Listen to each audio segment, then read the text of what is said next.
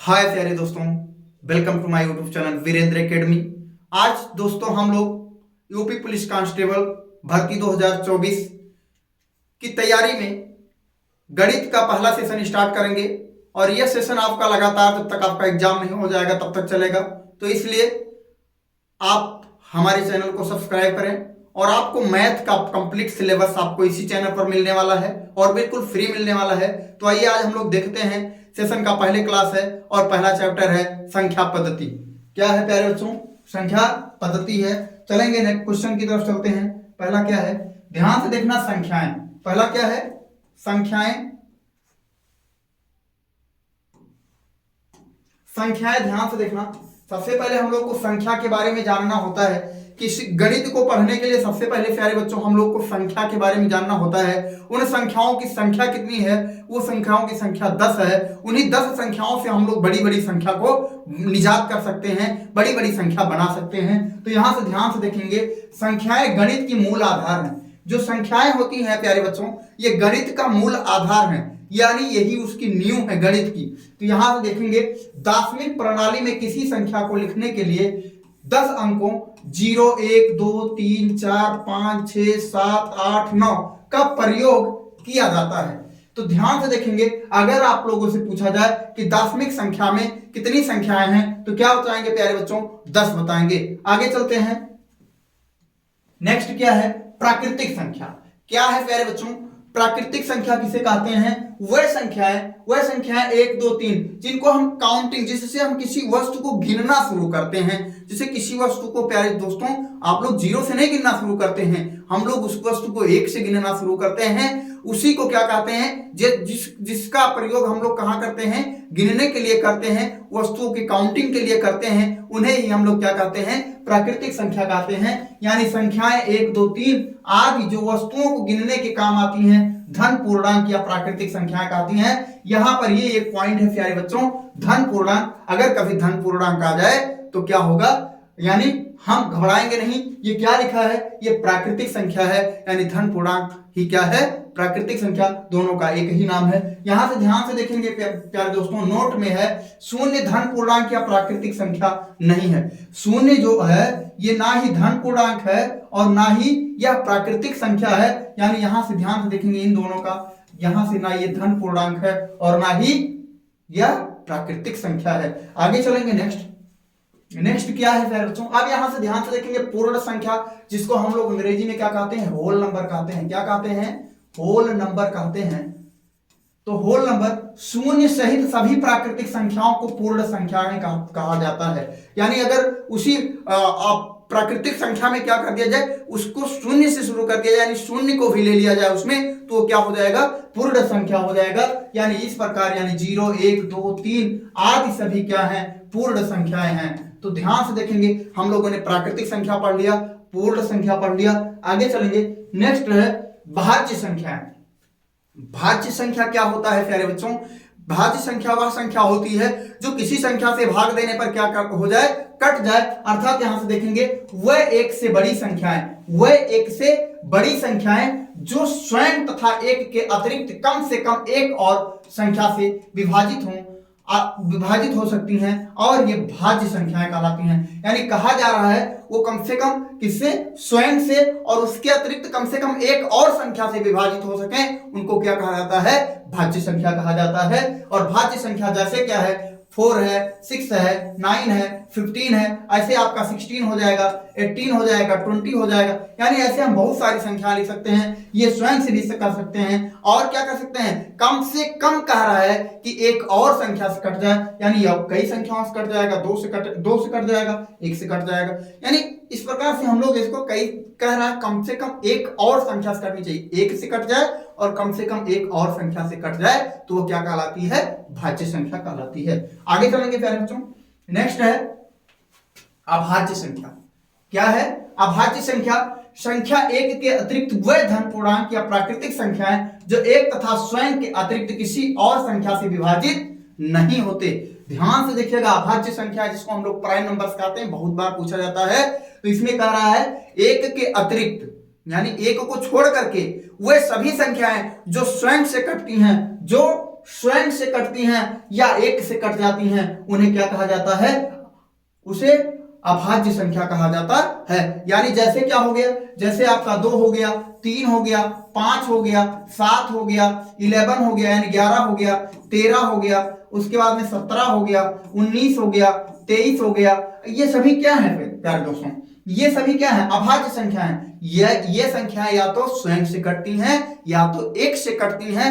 एक के अतिरिक्त इसमें एक को शामिल नहीं किया गया है, इसमें एक को शामिल नहीं किया गया है, इसीलिए कहा गया है संख्या एक के अतिरिक्त वे धन पूर्णांक या प्राकृतिक संख्याएं जो एक तथा स्वयं के अतिरिक्त किसी और संख्या से विभाजित नहीं होती हैं उन्हें अभाज्य संख्याएं कहते हैं।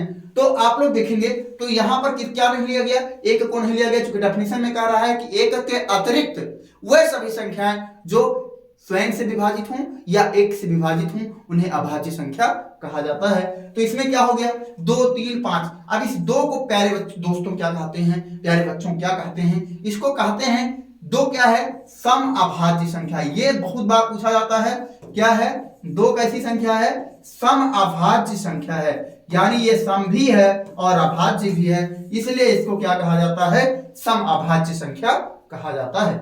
आगे चलेंगे नेक्स्ट क्वेश्चन की तरफ। नेक्स्ट क्वेश्चन क्या है प्यारे बच्चों, सम संख्याएं।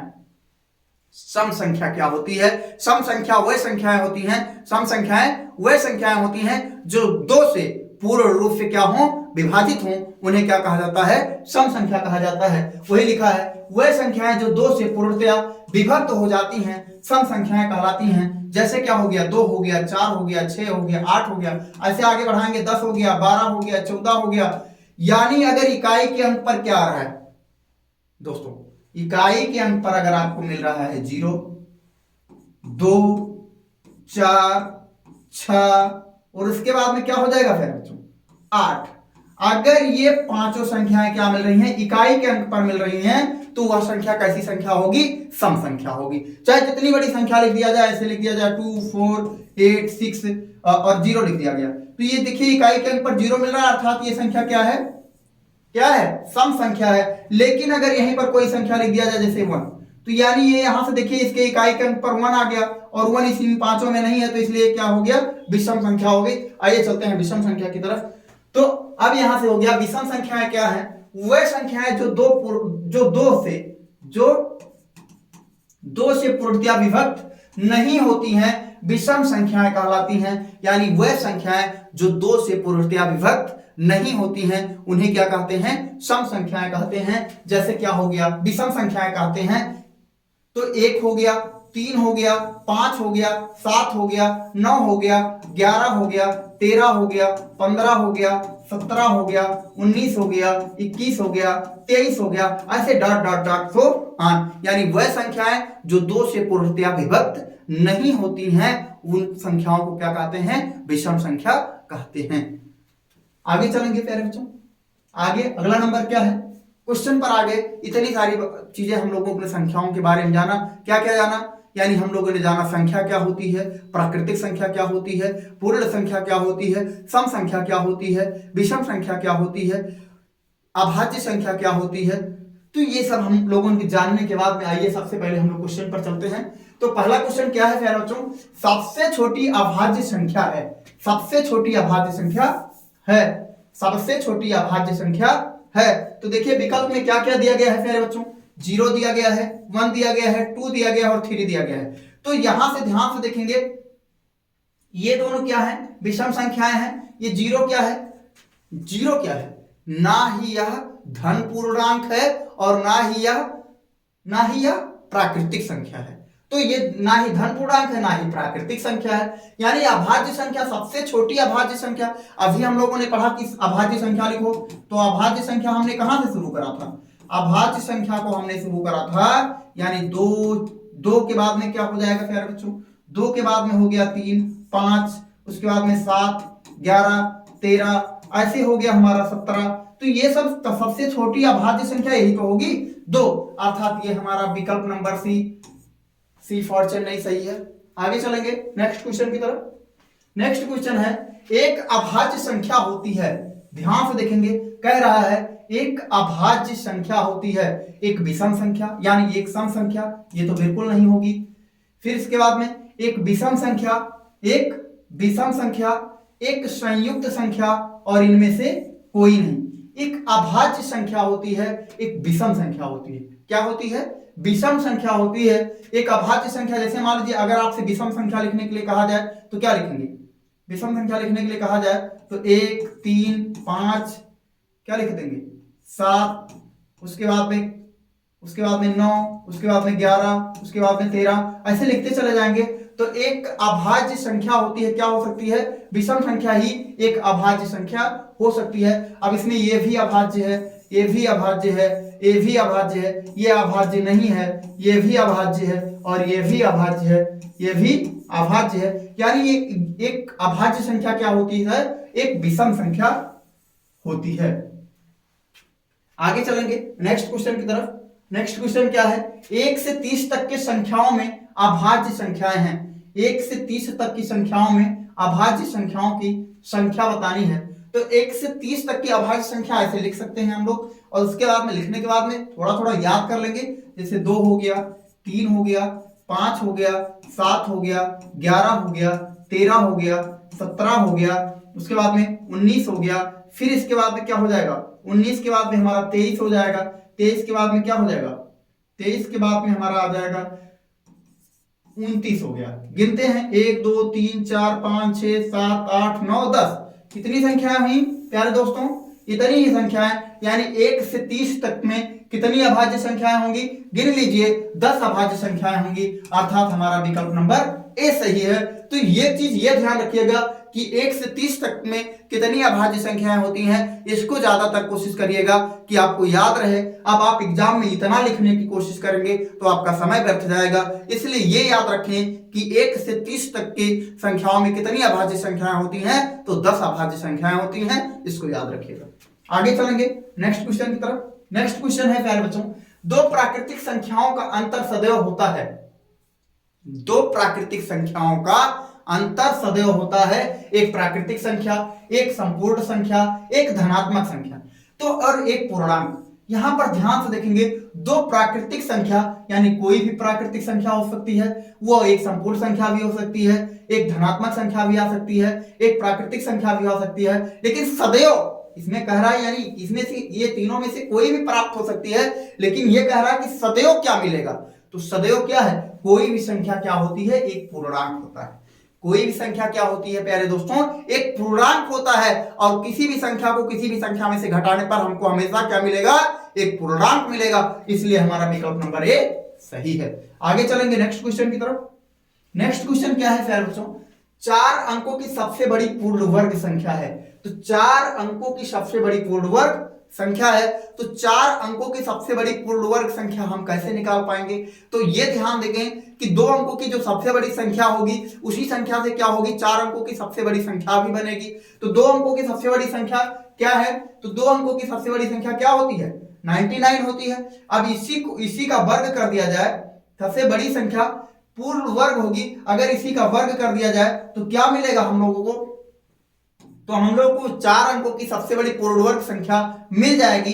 तो 9 9 जा यानी 9 9 81 का 1, यानी इकाई का अंक 1 आ गया। यहीं से अब हम लोग आंसर की तलाश करेंगे। अगर इकाई का अंक 1 आ गया तो देखेंगे इसमें भी इकाई का अंक 1 नहीं है, इसमें इकाई का अंक है, इसमें भी नहीं है और इसमें भी नहीं। अर्थात हमारा विकल्प नंबर बी सही है। बहुत ही आसानी से हम लोग क्वेश्चन को सॉल्व कर पाए। अब यहां से अगर 99 का 99 में गुणा करेंगे तो क्या आएगा?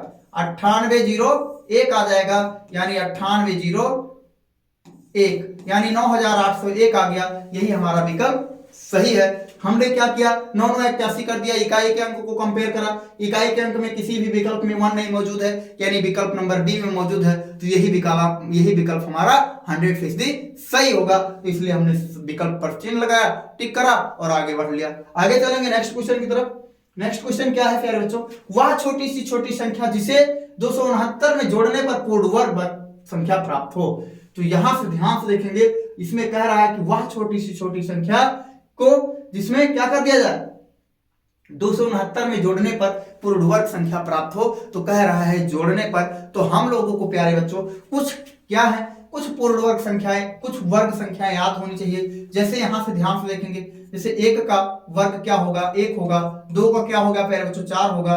3 का क्या होगा 9 होगा, 4 का क्या होगा प्यारे बच्चों 16 होगा, 5 का क्या होगा 25 होगा, 5 का वर्ग क्या होगा 25 होगा, 6 का वर्ग क्या होगा 36 होगा, 7 का वर्ग क्या होगा प्यारे बच्चों 49 हो जाएगा, 8 का वर्ग क्या हो जाएगा प्यारे बच्चों 64 हो जाएगा, इधर से फिर हो जाएगा 9 का वर्ग क्या हो जाएगा प्यारे बच्चों 81 हो जाएगा, और यहां से क्या हो जाएगा 10 का वर्ग क्या हो जाएगा प्यारे बच्चों 100 हो जाएगा, 11 यानी 11 का वर्ग क्या हो जाएगा 121 हो जाएगा, 12 का वर्ग क्या हो जाएगा 12 12 144 हो जाएगा, 13 का वर्ग हो जाएगा 169 हो जाएगा प्यारे बच्चों, 14 का क्या हो जाएगा 14 14 196 हो जाएगा प्यारे बच्चों, 15 का क्या हो जाएगा 15 15 225 हो जाएगा, 16 का हो जाएगा प्यारे बच्चों, तो 16 का हो जाएगा 256 हो जाएगा, 16 16 256 हो जाएगा। अब यहां से आ गया 17 17 17 क्या हो जाएगा 200 17 17 289 हो जाएगा, और ऐसे ही हम लोग आगे तक चले जाएंगे। तो ये इतना कम से कम हम लोग को प्यारे बच्चों 20 तक याद होना चाहिए। कहां तक याद होना चाहिए 20 तक याद होना चाहिए। तो अब ये 269 देखेंगे किसके इर्द गिर्द है, यही देखेंगे 289 के इर्द गिर्द है कि नहीं है, 289 के इर्द गिर्द है कि नहीं है। तो 200 यानी 289 से 269 कितना कम है 20 कम है, तो इसलिए ये विकल्प नंबर हमारा डी सही होगा। अगर 269 में क्या कर देंगे 20 को ऐड कर देंगे तो यहां से क्या हो जाएगा 9 हो जाएगा, 8 हो जाएगा, 2 हो जाएगा, और इसका वर्गमूल क्या मिलेगा प्यारे बच्चों 17 मिल जाएगा। अर्थात ये हमारा यानी ये 17 का पूर्ण वर्ग यानी ये पूर्ण वर्ग संख्या प्राप्त हो जाएगी। यानी अगर इसमें पुष्ट जोड़ देंगे तो ये 289 बन करके एक पूर्ण वर्ग संख्या बन जाएगी। तो आगे चलेंगे नेक्स्ट क्वेश्चन की तरफ। नेक्स्ट क्वेश्चन है 4 अंकों के बृहत्तम, 4 अंकों के बृहत्तम यानी 4 अंकों की सबसे बड़ी संख्या। अब आप लोगों से अगर पूछ लिया जाता है कि कभी कभी कि 1 अंकों की सबसे बड़ी संख्या तो 1 टाइम 9 लिख दीजिए, 2 अंकों की सबसे बड़ी संख्या 2 टाइम 9 लिख दीजिए, 3 अंकों की सबसे बड़ी संख्या 3 टाइम 9 लिख दीजिए, 4 अंकों की सबसे बड़ी संख्या 4 बार 9 लिख दीजिए यानी 4 टाइम 9 लिख दीजिए, 5 अंकों की सबसे बड़ी संख्या 5 टाइम 9 लिख दीजिए, 6 अंकों की सबसे बड़ी संख्या 6 टाइम 9 लिख दीजिए। यानी जितनी भी बड़ी संख्या आपको पूछी जाए उतनी बार आप 9 9 लिख दीजिए, उतना आपका आंसर हो जाएगा। और न्यूनतम संख्याओं के बारे में पूछा जाए तो क्या करना है, सब न्यूनतम संख्या यानी क्या जितने अंकों की, जैसे 2 अंकों की सबसे छोटी संख्या पूछी जाए 1 लिख करके 1 जीरो बढ़ा दीजिए, 3 अंकों की सबसे छोटी संख्या पूछी जाए तो 1 लिख करके 2 जीरो बढ़ा दीजिए, 4 अंकों की सबसे छोटी संख्या पूछी जाए तो 1 लिख करके 3 जीरो बढ़ा दीजिए। इस तरीके से हम लोग संख्याओं को बना लेते हैं। तो इसमें पूछ रहा है 4 अंकों के बृहत्तम तथा न्यूनतम संख्याओं का योगफल क्या होगा। तो 4 अंकों की सबसे बड़ी संख्या क्या हो जाएगी प्यारे बच्चों 9999 हो जाएगा, और 4 अंकों की सबसे छोटी संख्या यहां से ध्यान से देखेंगे ये हो जाएगा, तो यहां से आ गया 9, यहां से भी आ गया 9, यहां से भी आ गया 9, और 9 एक क्या हो गया प्यारे बच्चों 10 हो गया, 10,999। तो 10,999 हमारा विकल्प नंबर सी में है, अर्थात हमारा विकल्प नंबर सी सही है। आगे चलेंगे नेक्स्ट क्वेश्चन की तरफ। नेक्स्ट क्वेश्चन क्या है, 10 दहाई प्लस 11 सैकड़ा और 12 इकाई बराबर है 10 दहाई। तो 10 दहाई 11 सैकड़ा, तो यहां से ध्यान से देखेंगे ऐसे हो गया, ये है 11 सैकड़ा, 11 सैकड़ा बराबर 11 गुणे क्या हो जाएगा सैकड़ा, सैकड़ा 100 होता है। हम लोगों ने पढ़ा होगा इकाई दहाई सैकड़ा हजार 10,000 लाख 10 लाख करोड़ 10 करोड़, ये पढ़ा है ना। तो जब सैकड़ा कहेगा तो 100 सैकड़ा मींस क्या होता है 100, यानी ये 11 सैकड़ा है, 11 सैकड़ा का मतलब 11 गुणे 100 है, तो 11 गुणे 100 करेंगे तो ये हो जाएगा प्यारे बच्चों 1100 हो जाएगा। और ये 10 दहाई है, क्या है 10 दहाई है, तो 10 दहाई है प्यारे बच्चों, तो 10 गुणे 10 हो जाएगा, यानी ये हो गया 10 दहम 100 हो जाएगा।